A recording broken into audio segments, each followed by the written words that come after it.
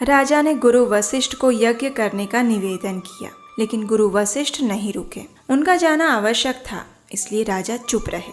लेकिन जब गुरु वशिष्ठ वापस आए तो उन्होंने राजा के राज्य में कुछ ऐसा देखा जिसे देखकर वे अत्यंत क्रोधित हो उठे। इसी क्रोध के वशीभूत उन्होंने अपने शिष्य उस राजा को एक भयंकर श्राप दे दिया।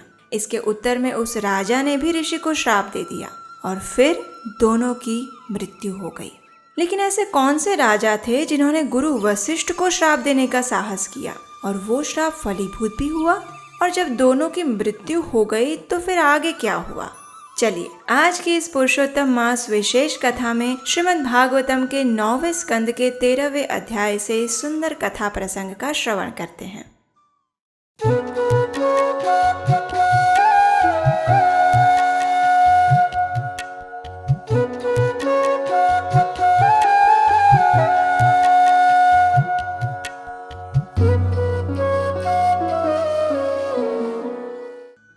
हरे कृष्णा। अधिक मास विशेष कथाओं में पिछले अध्यायों में अभी तक हमने सूर्य वंश के विभिन्न राजाओं के जीवन चरित्र के विषय में सुना। चलिए अब वापस हम चलते हैं राजा इक्ष्वाकु के समय में और उनके आगे के अन्य एक वंश का वर्णन सुनते हैं। राजा इक्ष्वाकु के पुत्र थे महाराज निमि। वे अत्यंत पराक्रमी और धार्मिक राजा थे। वे एक महान यज्ञ संपन्न कराना चाहते थे, इसलिए वे अपने गुरु वशिष्ठ ऋषि के आश्रम में गए। राजा ने उन्हें प्रणाम किया और अपने मन की इच्छा प्रकट करते हुए उन्हें इस यज्ञ के मुख्य पुरोहित बनने का निवेदन किया। लेकिन ये सुनकर गुरु वशिष्ठ ने कहा, हे महाराज, इस समय देवराज इंद्र ने भी एक यज्ञ आरंभ कर दिया है और मैं उस यज्ञ में पुरोहित बनने का उनका निवेदन पहले ही स्वीकार कर चुका हूँ। इसलिए आप कुछ समय प्रतीक्षा कर लीजिए। स्वर्ग से लौटने के पश्चात मैं अवश्य आपका यज्ञ संपन्न करूँगा।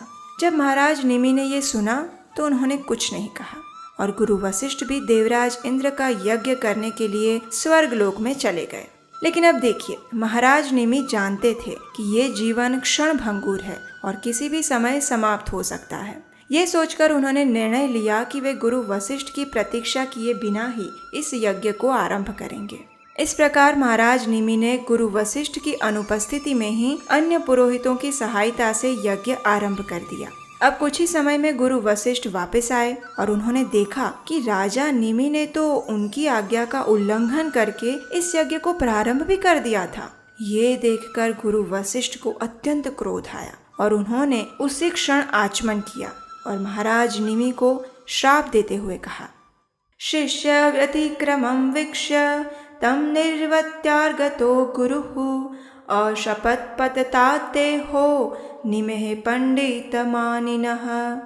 ये निमि स्वयं को बड़ा ही विद्वान समझता है, उसका ये शरीर इसी क्षण गिरकर नष्ट हो जाए। अब देखिए, जब महाराज निमि ने ये देखा कि उनके गुरु ने बिना किसी कारण ही उन्हें ऐसा भयंकर श्राप दे दिया है तो उन्हें भी क्रोध आ गया और उन्होंने भी सामने से अपने गुरु वशिष्ठ को श्राप देते हुए कहा, निमिः प्रतिददौ शापं गुरवे धर्मवर्तिने तवापि पतताते हो लोभा धर्म जानतः। हे गुरुदेव, स्वर्गाधिपति देवराज इंद्र से दक्षिणा प्राप्त करने के लोभ में आपकी बुद्धि भी नष्ट हो चुकी है, इसलिए मैं भी आपको श्राप देता हूँ कि आपका भी शरीर इसी क्षण गिरकर नष्ट हो जाए। और उसी क्षण गुरु वशिष्ठ और महाराज निमि दोनों की मृत्यु हो गई। अब जब प्रजा ने ये देखा तो चारों ओर हाहाकार मच गया। लेकिन इसी समय के दौरान एक और रोचक घटना घटित हुई और उसका संबंध सीधा स्वर्ग लोक से था। उसी समय में मित्र और वरुण देव की भेंट स्वर्ग की अप्सरा उर्वशी से हुई। अब उर्वशी के इतने सुंदर रूप और लावण्य को देखकर वे दोनों ही कामग्रस्त हो गए। हालांकि उन्होंने अपने ऊपर नियंत्रण रखने का भरसक प्रयास किया, लेकिन फिर भी उनका वीर्यपात हो गया। अब उन्होंने उसे सावधानी पूर्वक एक जल के पात्र में रख दिया और उसी वीर्य से वशिष्ठ ऋषि का पुनः जन्म हुआ। अब इधर महाराज निमि का यज्ञ करने के लिए जो पुरोहित आए हुए थे, उन्होंने महाराज निमि के मृत शरीर को सुगंधित तेल और औषधियों के अंदर सुरक्षित करके रख दिया। जब उनका यज्ञ पूर्ण हुआ तो उन्होंने वहां आए हुए देवताओं को प्रार्थना करते हुए कहा, राज्ञो जीवतु देहोऽयं प्रसन्नः प्रभवो यदि तथेत्युक्ते निमिः प्राह मा भुन्मे देह बंधनम।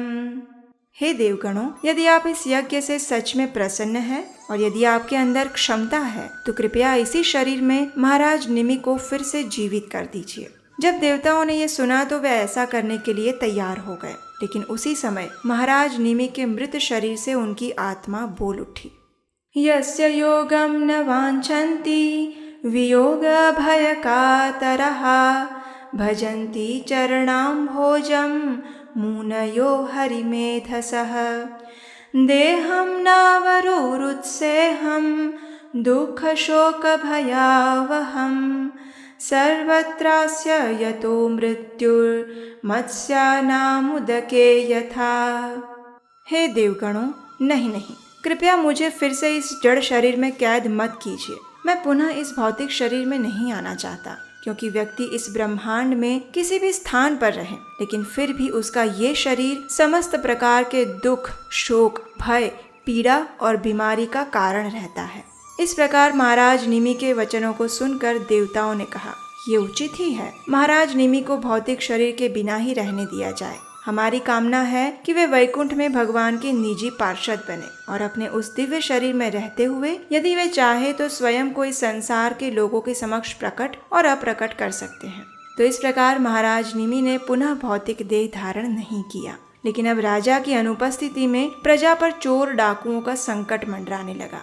अब इस स्थिति का निवारण करने के लिए ऋषियों ने क्या किया कि महाराज निमि के जिस मृत शरीर को उन्होंने तेल और औषधियों से संभाल कर रखा था, उसका मंथन करना प्रारंभ किया और उसके फलस्वरूप उसी शरीर से एक पुत्र ने जन्म लिया। और क्योंकि इस पुत्र का जन्म विचित्र परिस्थितियों में हुआ था, इसलिए उसका नाम पड़ा जनक, अर्थात जिसका जन्म असामान्य रूप से हुआ हो। इस बालक का जन्म अपने पिता की देह से हुआ था, इसलिए उसका एक और नाम पड़ा वैदेह। और पिता के शरीर से मंथन करने के बाद उसका जन्म होने के कारण उसका नाम पड़ा मिथिला। आगे चलकर उन्होंने एक नगरी का निर्माण किया और वो नगरी मिथिला के नाम से विख्यात हुई। राजा मिथिला के बाद उनकी आगे की 20वीं पीढ़ी में क्षीरध्वज राजा हुए। उन्हें भी जनक के नाम से जाना गया और ये जनक राजा वही है जिन्होंने एक दिन खेत में हल जोतते समय हल के अग्रभाग से एक पुत्री को प्राप्त किया था, जिसका नाम है देवी सीता। आगे चलकर सीता देवी ने प्रभु श्री राम से विवाह किया। तो इस प्रकार श्रील सुखदेव गोस्वामी ने सूर्य वंश का वर्णन समाप्त किया और यही थी आज की हमारी अधिक मास विशेष श्रीमद् भागवतम कथा। आज की कथा में 2 महत्वपूर्ण शिक्षाएं छिपी हुई थी। पहली तो ये कि नहीं, अच्छा होगा कि आप ही हमें बताएं कि आखिर ये 2 शिक्षाएं कौन सी थी। हम भी देखना चाहते हैं कि आप इन कथाओं को सिर्फ श्रवण करते हैं या फिर उससे प्राप्त शिक्षाओं को भी समझ रहे हैं। तो चलिए जल्दी से हमें नीचे कमेंट बॉक्स में लिखकर बताइए कि आज की इस कथा में छिपी हुई 2 प्रमुख शिक्षाएं कौन सी थी। अब देखिए, जब ये अधिक मास समाप्त हो रहा है और सिर्फ 3 दिन रह गए हैं, तो हमें अत्यंत प्रसन्नता हो रही है कि आप सबके आशीर्वाद और सहयोग से हम इस संपूर्ण मास में आपको श्रीमद् भागवतम कथा का प्रामाणिक रूप से श्रवण करवा पाए हैं। आप सबके उत्साहपूर्ण कमेंट्स हमें प्रेरणा देते हैं। और अगर आप इस वैदिक साहित्य के प्रचार कार्य में हमारा आर्थिक रूप से योगदान देना चाहते हैं तो स्क्रीन पर नंबर दिया गया है, वहां आप अपना आर्थिक योगदान भेज सकते हैं। आपका योगदान हमारा उत्साह वर्धन करेगा और आपको वैदिक धर्म के प्रचार का पुण्य फल प्रदान करेगा। तो चलिए इस पवित्र पुरुषोत्तम मास में भगवान श्री कृष्ण के चरण कमलों में अपने मन, चेतना और शरीर को समर्पित करते हैं और इस प्रार्थना का उच्चारण करते हुए परम भगवान श्री कृष्ण के सुंदर मुख कमल का स्मरण करते हैं। अधरम मधुरम वदनम मधुरम नयनम मधुरम हसितम मधुरम हृदयं मधुरं गमनं मधुरं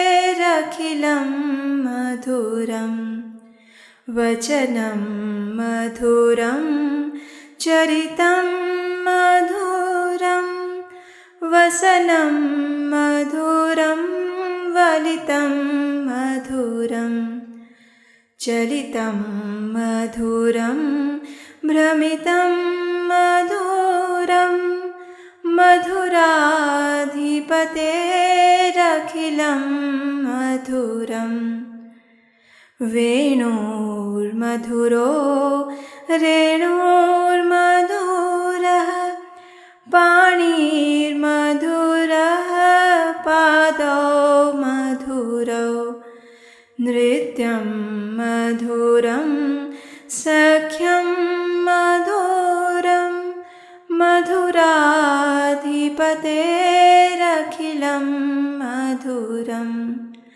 मधुराधिपतेरखिलं मधुरम्। हरे कृष्णा।